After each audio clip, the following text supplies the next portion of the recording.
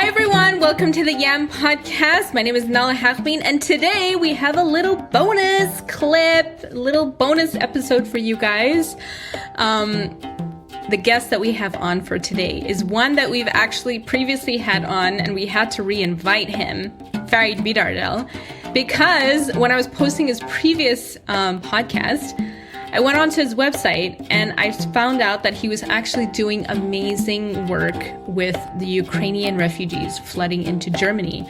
And I was like, OM to the jizzle. He was doing amazing work with the Syrian refugees. And now it was a year ago that we had recorded that podcast. And it's taken a long time for us to post the podcast.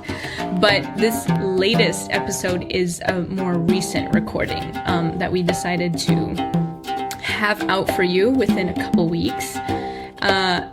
Just so you can hear it, because it's like an update of his previous work, but now it's also sharing of the current situation in Germany and what it's like and how we as the podcast listeners could potentially help and be of assistance. So I hope you guys enjoy this podcast with our very own friend, dear friend of the YAM Podcast. So this short notice is to let you know that the YAM Podcast does have adult language. So if you have any little ones around, please put your headphones on now. Hi. Hi, how are you? Good, how are you? Good. Good to see you. Good to see you too, Papa Bear. How are you now? Yeah. Are you in the midst of it?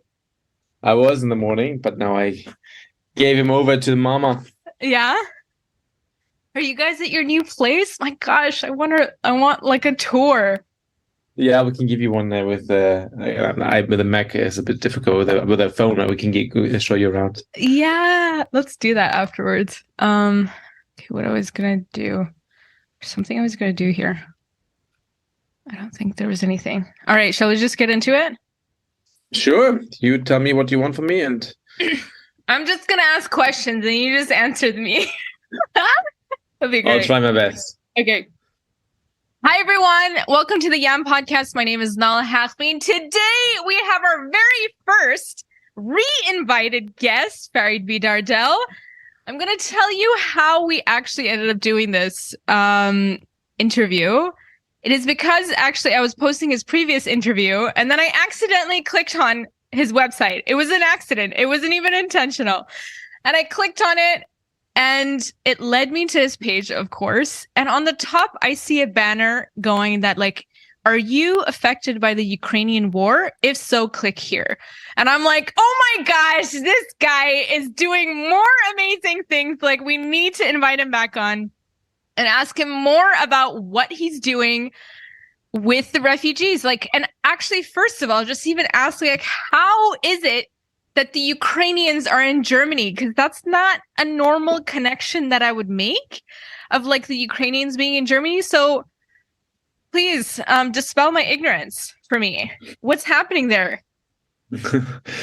Yeah, I mean, it's nice to be back. It's nice to have a chat with you, and thank you so much for inviting me and talk about such an interesting and serious topic as well. At the same time, we realized in February, March, when the war started in the Ukraine, when the Russians attacked Ukraine, a lot of Ukrainians obviously they fled into the European Union. They traveled to Poland, to Romania, to other neighboring countries, and a lot of them realized that maybe that's not where they can stay, where they can start a new life, and they moved further west, and they ended up in Germany. And we've had Wow.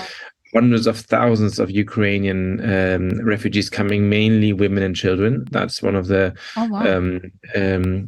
big differences, actually, if you compare it to the last big influx of refugees coming in 2015, 2016, when many Syrians came. We had a lot of young males coming, because I guess also the journey was quite long, was quite difficult. So many families, they sent one of their family members on the way, and then hoped that person then can get the rest over. And in this case, in the Ukrainian case, we realized that a lot of the male had to stay back to fight, so they were taken into the army. And so many of the women and their children fled over to Germany, which was heartbreaking to see. I'm actually quite proud to say that we are Germans. That us Germans actually helped and got up and said, okay, what can we do again? Just like 2015, when over 1 million refugees came into Germany just in a year. Again, Germany said we're here to help, and we're here to take people in. And I thought this was great. We've learned a lot from this last 5-6 years. We've opened up bureaucracy. German bureaucracy is quite difficult, I must say. To get through. I mean, all the cliches are true, but it's we learned a lot to actually give these people a chance to start working right away. Even though they're not European Union members, they have almost kind of the same status. They were allowed to get a house right away, to get work permits right away, and so that's was quite interesting to see, as heartbreaking as it is, of course. Wow. So were these women, they came first from a different country? They didn't come straight from Ukraine? It was like... most of them, they fled to neighboring countries like Poland or Romania and these kind of countries. And then from there, Germany organized trains and buses to make sure they get to Germany, yeah. Oh, wow. So right now, all the Ukrainian women and children, like the children can go to school, they're integrated.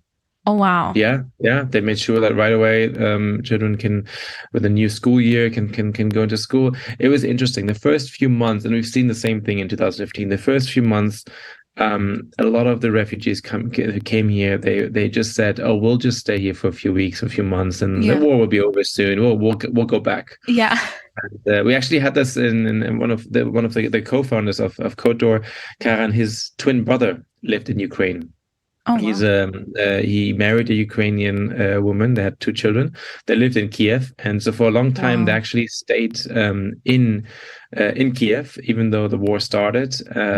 They stayed there, and because they said they didn't want to leave the neighbors they had. Of course, they had the possibility to just go back to Germany, and because he is German, without a problem.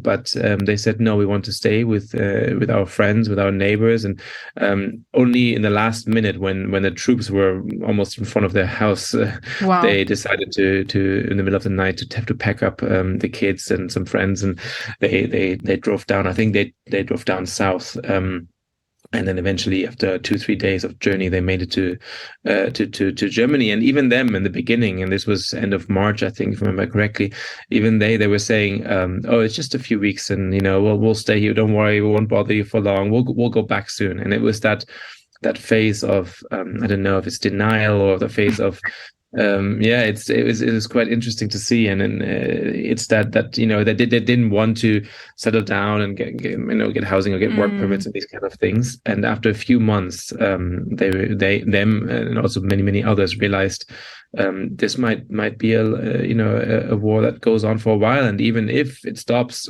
we don't know what's expecting us when we go back. And so a lot of the refugees now decided to stay here and work and start a new life here. Wow. So the people you're meeting, like, are you serving them through Côte d'Or? Like, is it the same situation like with the Syrian refugees? Like, how is it working? Are they going through Red Cross? Are you doing it directly with them? Like, what's the situation there? Yeah, we decided very quickly what is it that we can do, because as if I've told you last time, our vision is to make sure everyone gets the same chances, and for everyone to have the same chances, you need to level the grounds. And someone who's new here, who doesn't understand language, who's new to the culture, they need support to make sure that that they know where to go and what the right pathways are. So obviously, on the one side, we still continue working with the organizations and the Red Cross and these organizations that come to us and they say, look, we have a bunch of people here that they're interested and so on, but we decided that was not enough. We wanted to advertise directly on our website and say, okay, if you're an individual and you might not be part of any other organization, or you just you're looking for help, just let us know. And so we had a lot of people messaging us and emailing us and really reacting to our call and sending us their CVs and saying, look, I'm new here, I don't know where to go. Can you help me? Is there any way you can find an internship for me or a job or anything? And it's quite amazing. And as I said, I would say over 90% are female. Wow. And it's amazing to see how many of them actually have experience in technology or in software development and these kind of things already, or just interested in it. And then so it was quite nice to see in the last few months how we were able to support some of them to find a job here in Germany. Wow. So when they click on that banner that I saw, what happens? What's like the process that goes on, and like where does it lead them to, like, eventually? So yeah, it takes them to, of course, a contact form with us, and then they can have the chance to add information about themselves, to attach CVs and these kind of things. And in the end, we have a team in the background that then goes around and filters them through and looks, okay, who is important, who could be matched with what company. On the other side, of course, we have we've spoken to our partner companies, and we went to them and said, look, this is what's happening. We have refugees coming here. Let's restart what we did 5-6 years ago. We started, wow. Which kind of like not died down, but went a bit. So the full power of all these organizations 5-6 years ago, a lot of them have mellowed down a little bit, and we realized that within a few weeks, all of those organizations, all of those companies who a few years ago were interested in supporting, and of course new ones, immediately rose up again and said, okay, we're ready, let's do something. And it was quite interesting to see there's alliances that were suddenly created of organizations, as I mentioned, organizations that for many years really mellowed down and now are back up at full force, and we're here to help and we're ready to support it. It's quite amazing to see the joint ventures that started from that. That must have been like so much fun, actually reconnecting with those groups, being like, yo, crisis happening again, let's get it together. Like that must have been like so actually nice to do that.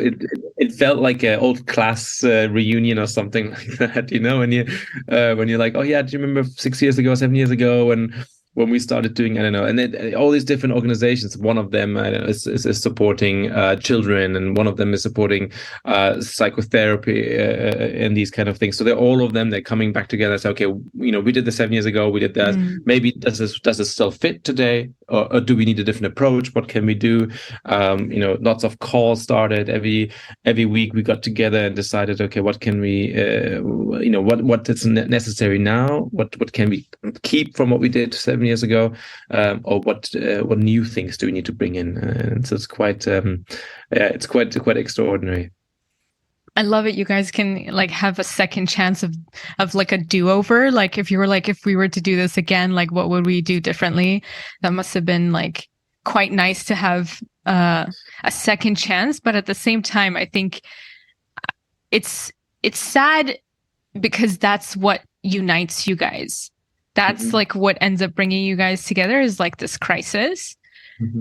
But I think it's so lovely to see that like there was already networks, like the foundation was already built there, so that when another crisis were to come, like you guys were already ready. Like I think before the Syrian refugees, at least for yourself, right? Like you weren't even doing in this line of work. Maybe the other people they were, but like I think with every crisis, it brings more and more alliance and more people like coming together.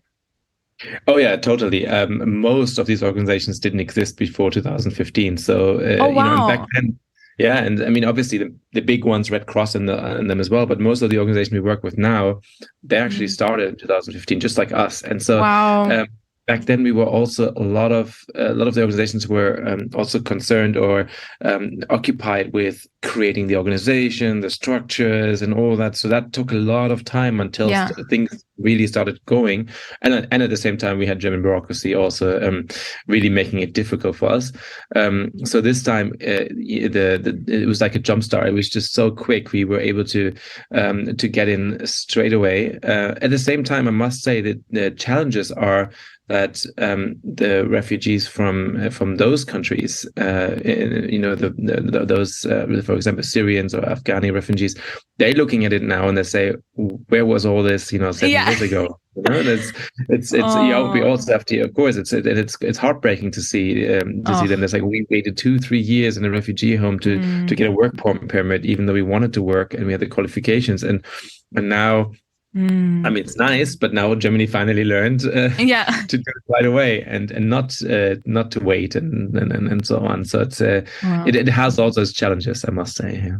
Mm-hmm. So what are the unique challenges of this round than others? Like, because I'm like imagining, you did mention the language, like they speak Ukrainian or they speak like Russian. A lot of the Ukrainians I know, they speak Russian, but how are they communicating with you guys? Is it through English or are they learning German now? What's going on with that? Like, yeah, they're learning German. A lot of them are learning German, especially the children in school, which goes quite fast, of course. But yeah, a lot of the refugees, they have to learn German. They communicate, of course, first with English. But the good thing is that we have quite a large Ukrainian and Russian community in Germany already. So there's a lot of help coming from them and coming as translators and these kind of things, which is nice to see that everyone is pulling together. But yeah, that is definitely, of course, a challenge. And often, as I mentioned, it is single mothers and their children coming to Germany. And it's difficult to start a whole new life. And if you're alone, your husband might be somewhere in the front fighting, and you have no idea what's happening with them. And then, of course, to worry about things like work and these kind of things, it's quite challenging. So there's a lot of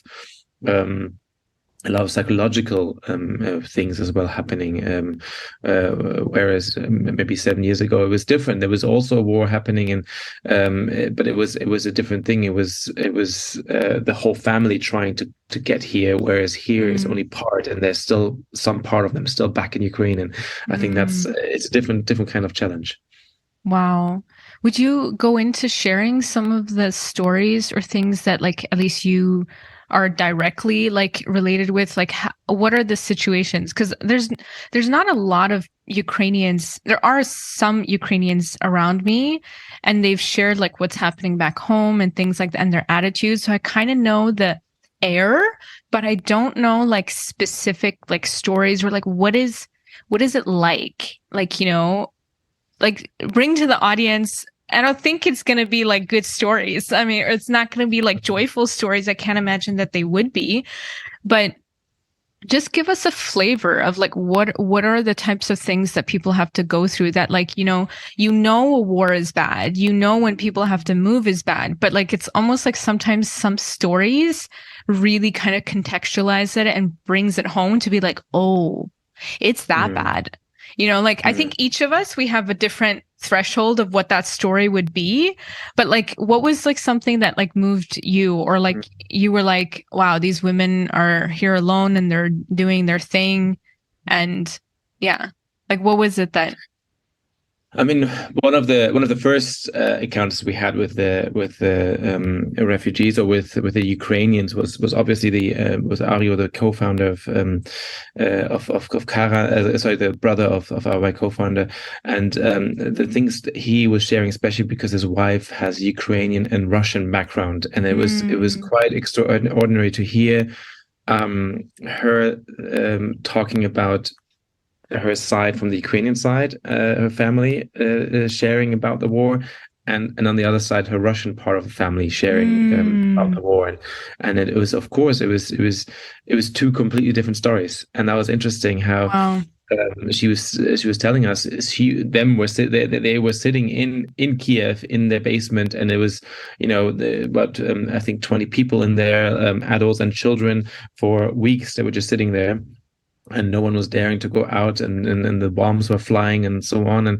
and they were talking to their Russian families, and they were telling them a completely different story, and they said, oh no, this is not happening, and this is all propaganda and so on. And so they said, not only we have to fight the fact that there is a war happening, we actually have to basically prove other people that it's actually happening, and so that was, he said, that was just heartbreaking to go through. And at the same time, and I think that's what we hear with lots of these women, is how they dealt with their children. And I think that's something that I don't know if you know that movie that came out, I don't know, 20 years ago or something, which was called A Beautiful Life. It was about the Holocaust. But it was Roberto Benigni, the actor, and in that movie he's making the whole concentration camp experience for his son almost like a game, just because he said that's the only way to get through for it.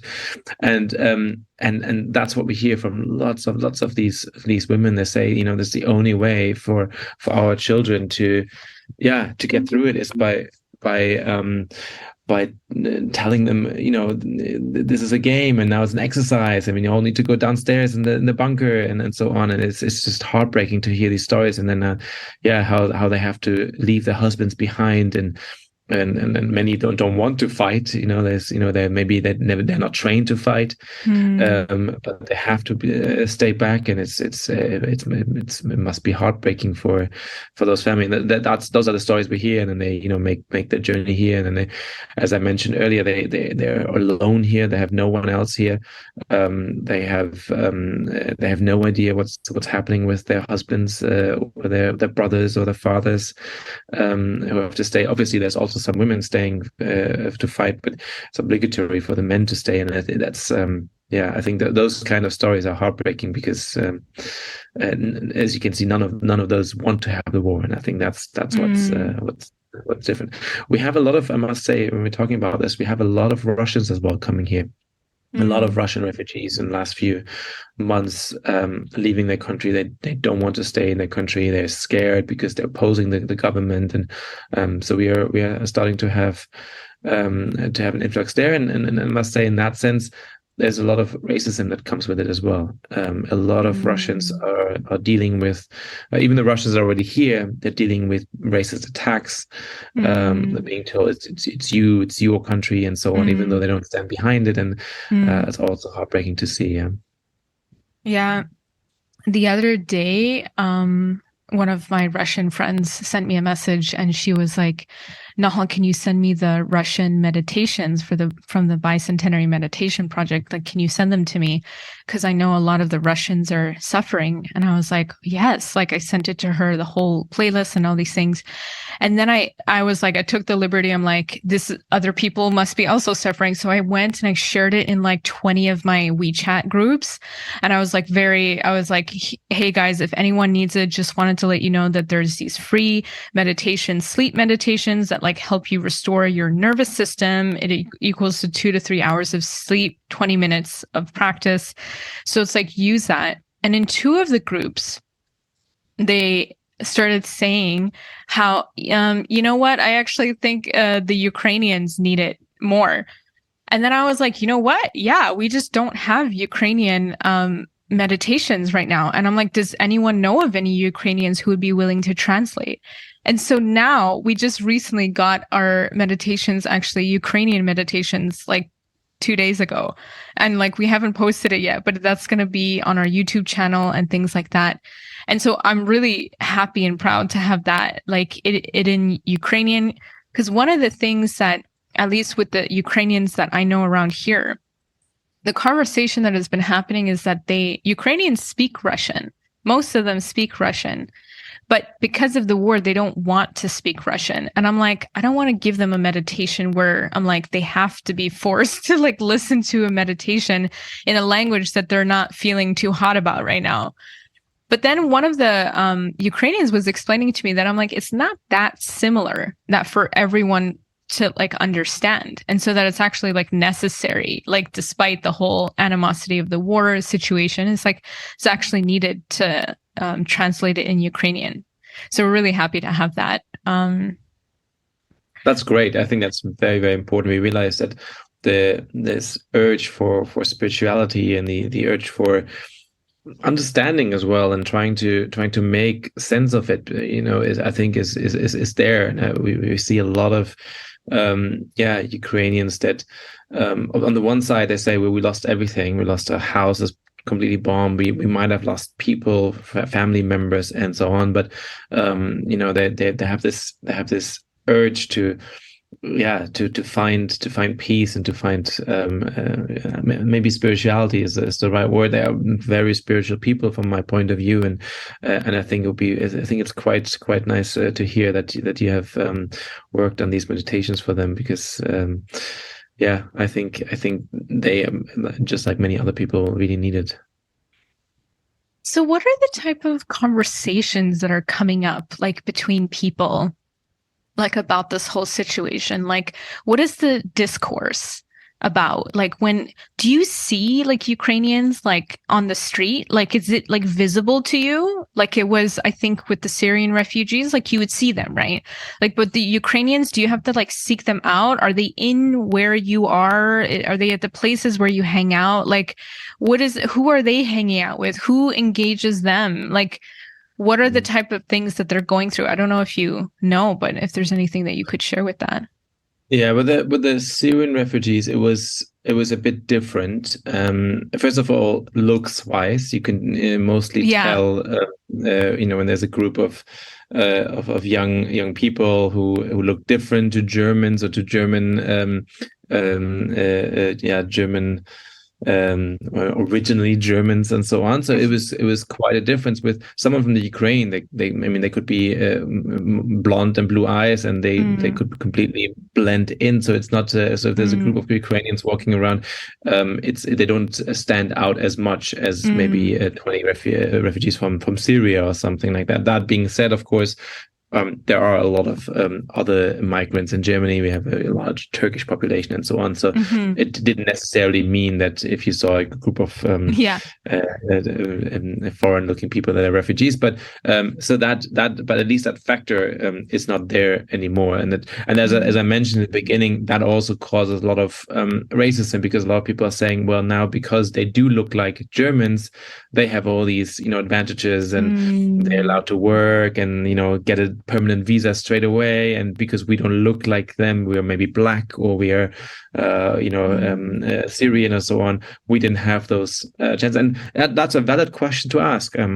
I don't know if we really learned something from the last time, or if it is because of that, because they look as close as possible. But it was quite interesting to see, because you're asking about the discourse. It was interesting to see how Germans spoke about this refugee crisis, or this influx of refugees, than they spoke about 7-8 years ago about the refugees. It's very interesting to see that there is more of an understanding, more of a we can feel somewhat of a connection to those people. And I don't know if it's because they look more like Germans, or it's because of geographically that it's much closer. There's only one country between us, whereas African countries or Middle Eastern countries, it's quite far away. I don't know if it's because one country is invading the other country, and it's not just a fight within the country. I don't know. There could be many factors, but a lot of Germans are getting into that thing. They have much more compassion, or much more empathy towards Ukrainian refugees, which is quite interesting. As I said, I'm always, because I try to see the good in things, I'm hoping it's because we've learned from it and we have grown. But it could be also a racial thing, which is something we really have to ask ourselves: is that the reason? So that's definitely something that is happening in society. So and you ask where do we find them there? I mean, because they are not like the like when we had the Syrian and the Afghani refugees, they were all put in one place in one big refugee camp where thousands of refugees were put together. This is different now. They're immediately are given flats. They're immediately given the possibility to work. They try to, so that's why they're not these kind of big camps. There are still some refugee homes, of course, for those who need the support, but it's not so concentrated on one place anymore, which I think is great, because it's a much faster integration than when you have to stay for years in this refugee camp with thousands of other people, which I think is much more difficult to integrate. But yeah, that's the reality right now. So you were saying these women, when they come, like their degrees and things, they're accepted, like they can immediately just find jobs, and like they just need a work permit. Like they don't need any like translation of like educational things. So like they're basically finding jobs in all areas of their own field, right? Are they like forced to like do work in a field that they don't have a permit in, or are there like availabilities for what they want? I mean, it depends on what they've worked in before. So some jobs do need German qualifications. Like a doctor, if they were... Like a doctor, for example, those things. But that's for every country. That's just Ukrainian. That's every country. Even if you come from, I don't know, England or France or whatever, you can't just suddenly start working as a doctor here. So like those things, they apply the same for Ukrainians. But all the other jobs that are open for anyone, they can just work straight away. They have a work permit. They have a visa straight away. They can go about it without having to go through lots of bureaucracy and translations and these kind of things. Yeah. Wow. So what can like the mothers do, like on the YAM podcast? Like they're all mothers, and they're like, they hear this whole situation. Like I remember, where was it? I think it was in Poland. I saw a photo when the Syrian refugees or when that crisis was happening. There was like a whole bunch of, or maybe I'm not getting the right country right. Maybe this was the Ukrainian thing. Like time-wise, I'm a little disjointed, but some group of mothers in the receiving country left a whole bunch of like strollers and diapers and all these things like on the train track for like the mothers to come. And I would like to think that like the YAM podcast eventually will be like an army of mothers, like just ready to like employ their mama bearness for any injustice that kind of occurs, and especially for the protection of other women. And so it's like, is there something that we can do like in support of this? Is there anything that like, that you guys need assistance with, that people would actually, you're like, this would be the best thing for us to do, or like this would be the best way to contribute if you are far away and you want to help in some way? Because I think a lot of people, I mean, I'm privileged to have this conversation to kind of get an insight into what is actually happening there. And I'm sure so many people have actually other questions that they're like, no, why aren't you asking this? And I'm sorry in advance, like, please come on to the blog and like leave the questions in the comments, and maybe Farid will be able to answer them. But, what can people who are outside, who are looking at the situation and they have their own thoughts and their own opinions, like we all know that like war sucks and it's stupid, but then just like that situation of your co-founder's like twin brother's wife, like she was mixed herself. Like I would imagine like literally your entire identity is split between these two worlds. And literally you have family in Russia, you have family in Kyiv, like in Ukraine, and like that would be so, I would imagine that just would combust a human being, like with their identity just being completely shattered or needing to rethink how to do it. I just asked like 90 questions, but like any of them, any thoughts with any of these things, like I think, we would love to be able to support.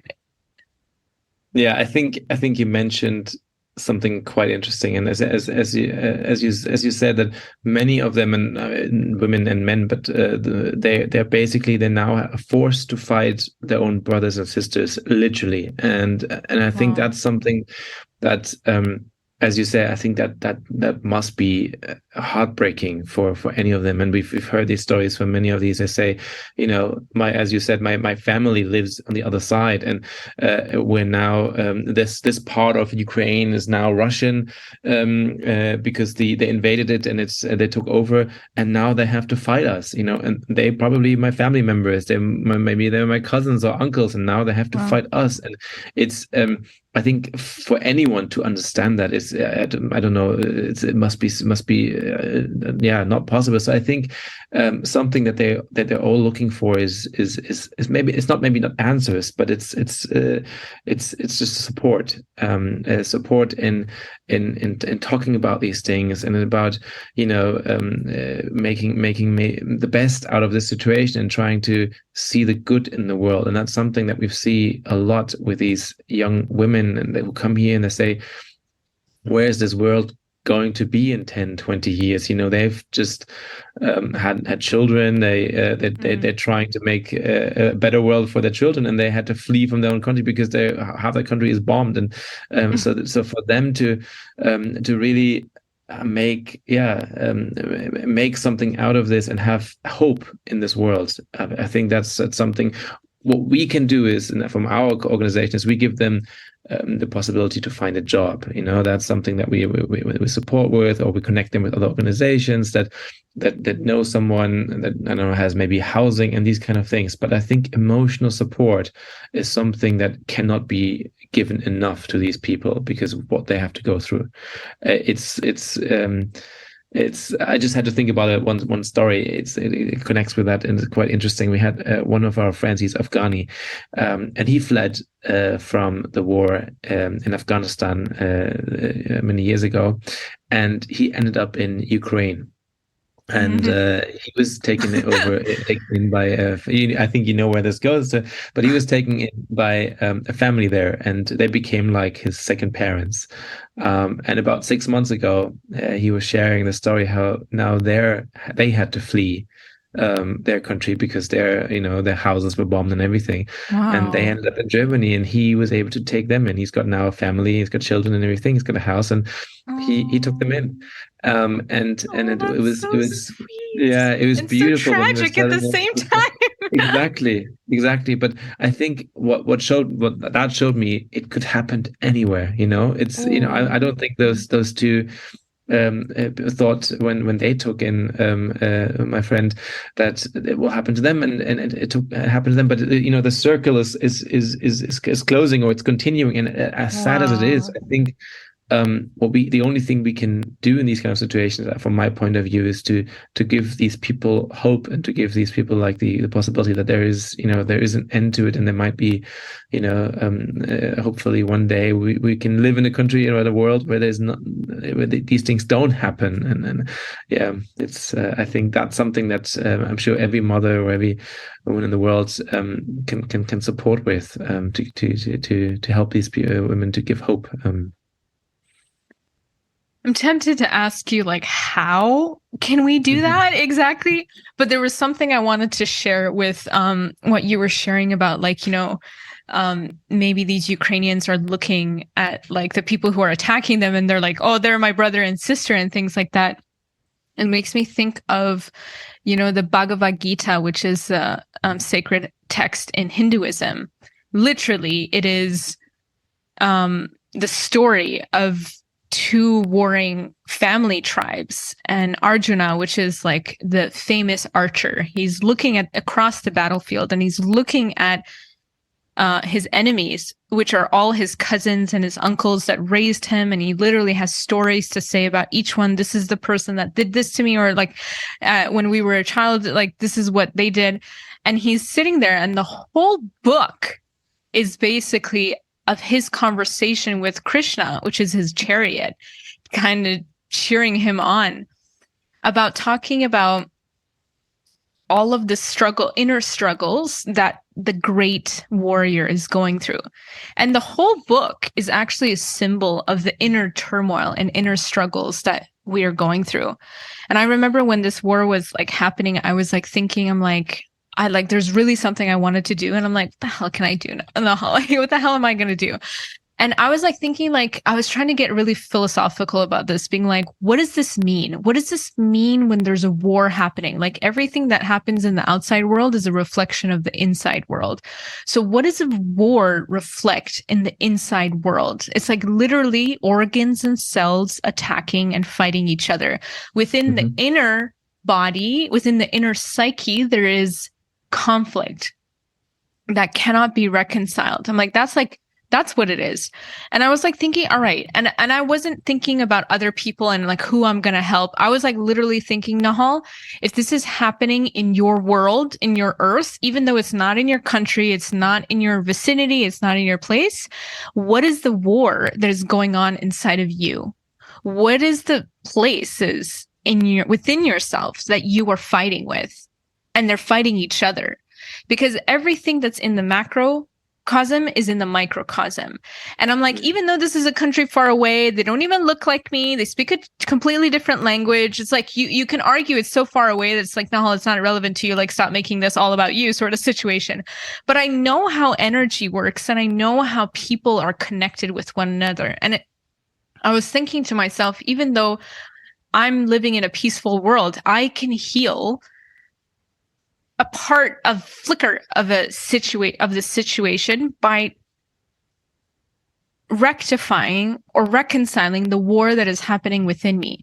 And I actually made a YouTube video about this. And I was like, I got really like vulnerable, because I was like thinking about what is the part of me that is like fighting. And actually the quality of narcissism came out, which is seeing something and having lack of empathy, like not being able to empathize with. And I was like thinking, where in my life, who is it in my life that I don't have empathy towards?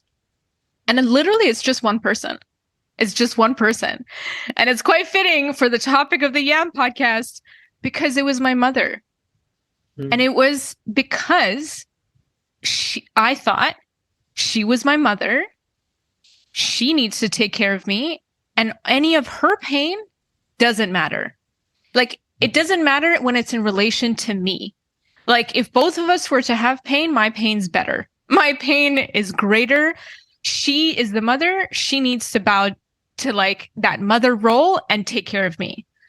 And I was like, I would never say, do anything with the things that I would do and say with my mother. Like, you know, and this aspect, I'm like, where the hell did I get this thinking or this thought from, that it is okay to treat my mother like that? And it was really this like sense, I'm like, where does this narcissism come out? And I'm like, I literally couldn't think of any other relationship where I'm like, I'm a therapist too. I have to take care of so many people's feelings and so many people's emotions and all of these things. I'm like, one person needs to be like, you know, care for me. And when it comes to my mom, I'm like heartless, because I will like literally tell her, I'm like, no, this is my time. I'm like, this is where you listen to me talk, because I literally have no one else to talk to. But I will be like completely negligent in the way that I would never be this negligent to someone else's emotions. And I was like, Nahal, you think you're helping all these people, but that narcissism, that aspect where you don't show any empathy to people, it still exists. And you claim, because she is your mother, because she is these things, that she needs to do that. But I'm like, it is not okay to feel, if you have like even a flicker of that, that's like something that can grow like weeds within yourself and your psyche. Like, even if you have that towards one person in your life, it means it's still there. It means it can still like grow and flicker. Like, whoever I'm gonna in the future think like, oh, my husband needs to take care of me because I'm taking care of his children. You know, like, I mean, this is like future potential problems and stuff like that. And I was like thinking, I'm like, wow, I like really need to reconcile that aspect of myself where I literally have I lack compassion towards my own mother. Like, that's what it like narrowed down to. It was like, this whole world is going through this chaotic thing. Look inside, what's going on inside of you? Where is this aspect where you think you can attack the other with no righteousness or no justice? Like, where is that thought and that kind of like poison. And I was like, that's like literally what I needed to work on. And as soon as I recognized it, it was literally as soon as I recognized it, it was like I was able to see it, be accountable for it, and then, you know, take actions afterwards to like deal with it. But like this was like something, and I was like talking about this in the YouTube video, and I was like just describing my process, hoping that my personal reflections was going to help someone else reflect on their own life and their own thinking, to be like, where is it within them that this whole world is reflecting this thing of war? What is actually happening within them that they need to reconcile? Because oftentimes we think that it's something that we need to like do with someone else. Just like how I asked you, I'm like, what can the mothers do? You know, like, and all these things. But now I'm like, after sharing the story, I'm like, wait a minute. Now, hold on.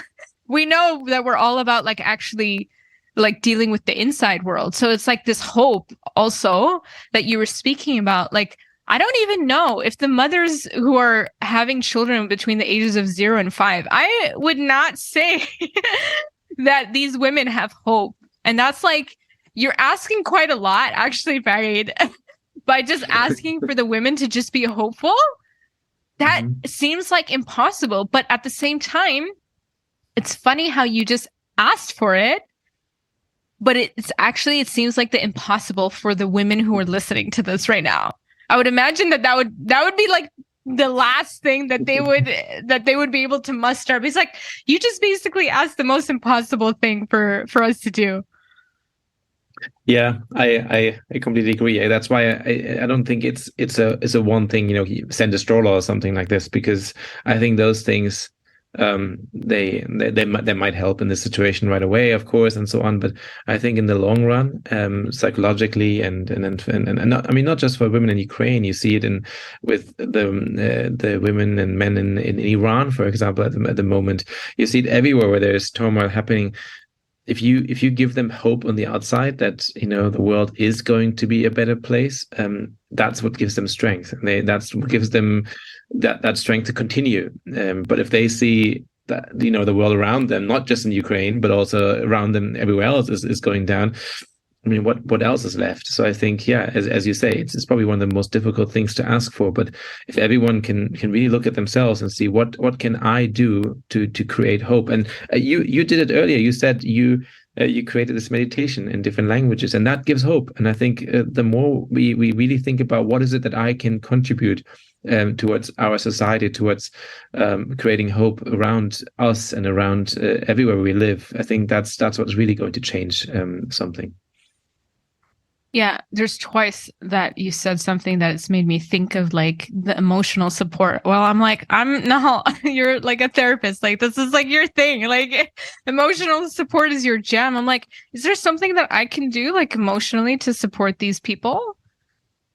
I mean, we're always looking for people, and we realize that one of the women needs emotional support. We're always looking for people to support. Yeah. So if you ask me directly, I'm happy to share that with our coaches and our training partners and so on. And then that's definitely something that could be helpful. But as I mentioned, I think if you really want to help on a bigger scale, things like your meditation work, I think that's what's really going to help in the long run. The thing with like with war, you know, this is like, maybe I'm just like not feeling confident in my healing abilities, because like I actually had several people who have been affected by war in other countries approach me. And I was just so not emotionally ready, because I'm like, I don't know what the fuck they're going to come with me with. And I'm like, I don't usually have fear with people's emotions. Like, I'm always like I'm quite brave when it comes to that. But like a war, I was like, oh my God, I don't know what that means. And I think I'm like maybe like overthinking this, and like it's literally just the thought or the word of war that like frightens me.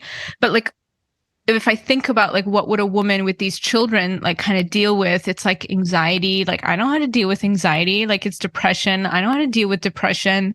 Like it's hope. I'm like, I'm the Energizer Bunny. I'm like, that's totally my thing. Like just like shine like rainbows and sunshines on people is like my jam.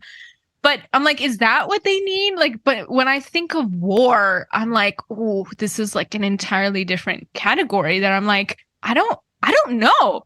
Because like, I feel like somebody should be trained specifically in the trauma of war to be able to assist. Yeah. I mean, that's a different story. Yeah, that when we're really talking about traumas, I think that's definitely something that professionals are taking care of. But what I meant with hope is, or with what you or others like you can do is to show them that the world is listening, the world is hearing them, the world is behind them, it's supporting them. And I think that's what we realize, that every time we're talking to them and they I don't know, they receive some benefits, they receive a possibility to find a job or an interview or so on, they're so thankful because they feel like they're not left alone, because that's what they felt like the few months before that when they were in Ukraine and the war was happening. And in the first few weeks and months, nobody was coming. And it took quite some time until Germany and the other countries decided to send weapons and so on and support. And even to this day, I mean, there's a lot of political questions. How much are they supporting? Are they just supporting to defend and so on and so on? And I think that fact of, hey, we are here to help and we are listening and we're supporting you. Whatever you need, we're here. I think that's something that they really need. Yeah.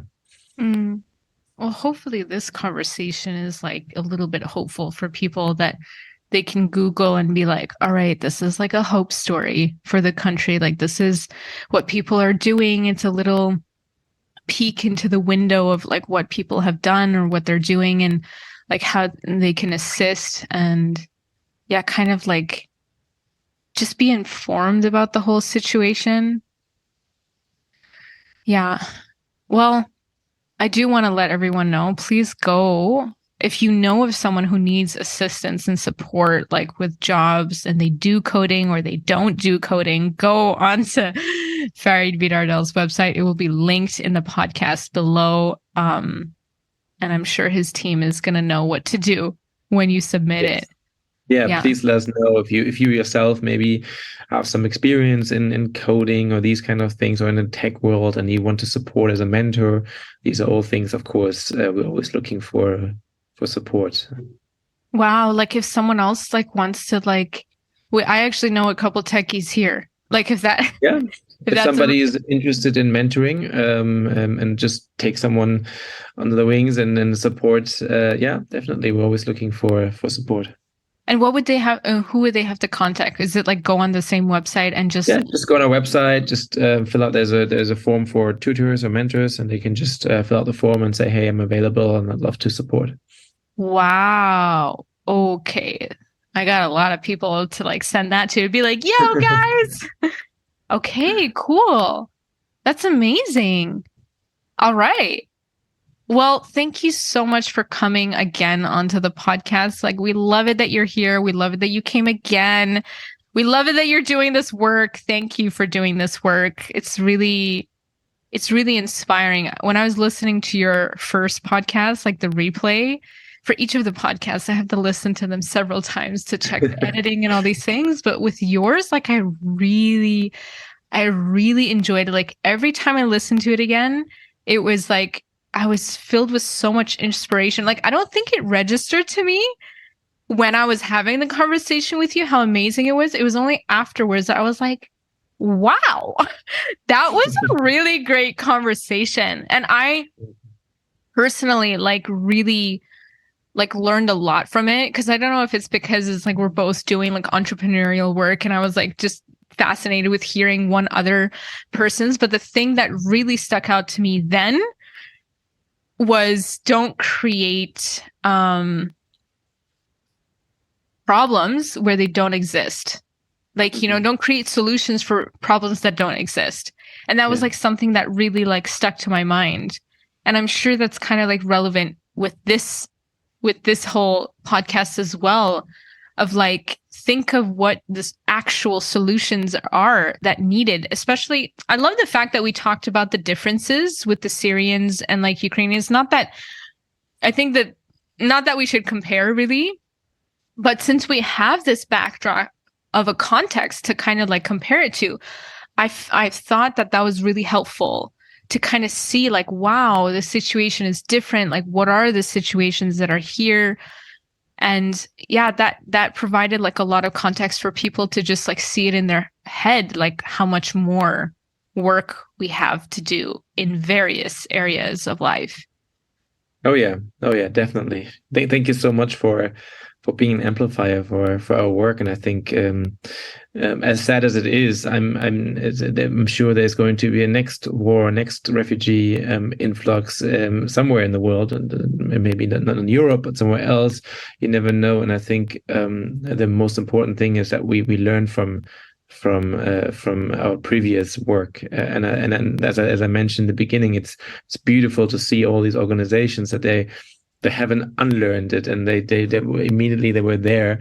And I hope that, of course, my biggest hope is that there's not going to be any of those situations again. If there is a situation like this, that we have learned even more, and that we're even faster to react, and even have even more people to come together. And I think that's something that I've taken from this. It's beautiful to see how everyone is just there and supporting together. Definitely. I think like we should definitely not be speaking war into existence. Like, let's talk more about peace. Like, there was this rally or something that was like talked about where they're like, it was an anti-war rally that people were going to, and they were like, no, we were not going to go to that because it's like against something, even though you think it's like war and it's against war. Yeah. But still it's against something, rather than just say, no, we want peace, which is the word. Yeah. So I think we really need to also be mindful of our language. Like, this was something that, let's not amplify the word, the dirty word, the WAR word, you know?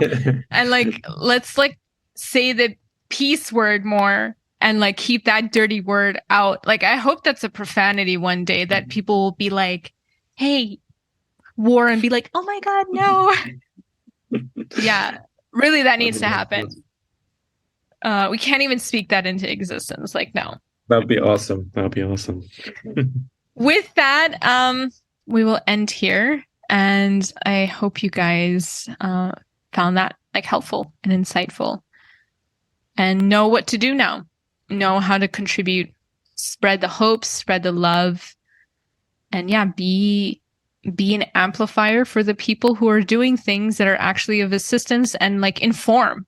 I would say just inform other people, because that's like actually something fruitful to do. And just be like, maybe you don't know any Ukrainians, but at least on your website or something, if there's something that you heard, you can be like, hey, I don't know who's out there, but if anyone's affected by this, there's this resource, and you don't know who or whose family or friends could be affected by it. So yeah, just share on your social media is like this wonderful sort of event. Because I think like finding jobs is going to be definitely like a very fruitful and conducive things for all of us to like help and contribute to. All right, with that, we will end here. Bye, guys. Hi, everyone. Hope you guys enjoyed that podcast. There were so many inspiring stories in there. If there's anything that you guys need in terms of like websites and links of where to go on Farid Bidardel's website, it will all be in the YAM blog. And so please go ahead on there if you know of anyone who is looking for jobs in Germany, or just looking for jobs in general. Maybe actually Farid's company would be able to assist in some way. So definitely go and drop a line on his website to see how maybe you can be of an assistance, or receive some assistance. So hope you guys enjoyed this. All the links will be in the blog, and I will see you in the next episode. Bye, guys.